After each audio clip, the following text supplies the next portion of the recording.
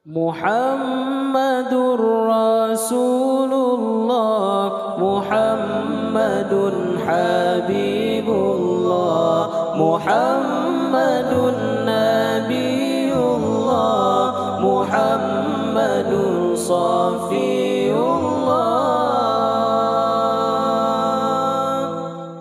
Huwa aminun ma'munun, hamidun mahmudun, syahidun mashhudun, nasirun mansurun.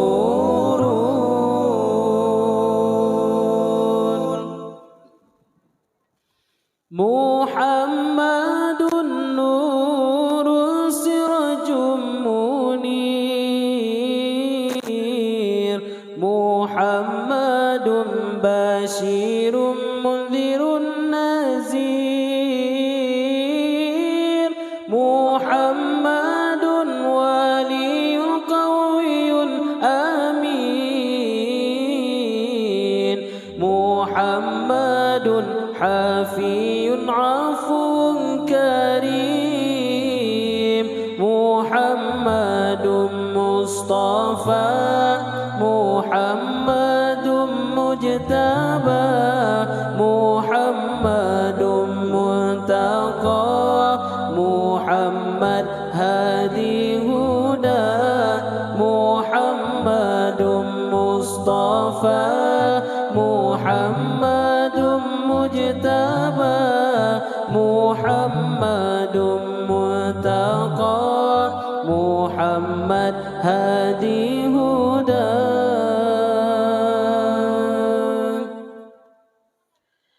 Inilah sebahagian nama-nama Nabi Rasul Mustafa yang telah ada disebutkan di dalam kitab karangan ulama. Wahai insan, janganlah lupa kita sebagai umat Rasulullah, kehidupan kita tak akan mulia bila tiada perjuangan Rasulullah. Siapa yang banyak bersolawat,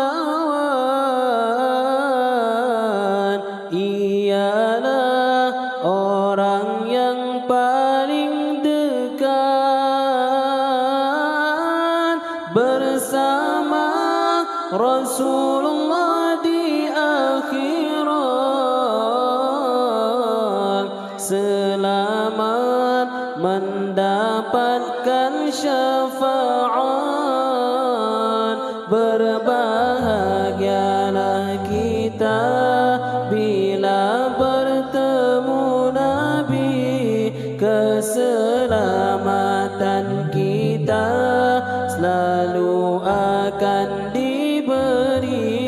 Berbahagialah kita bila bertemu Nabi, keselamatan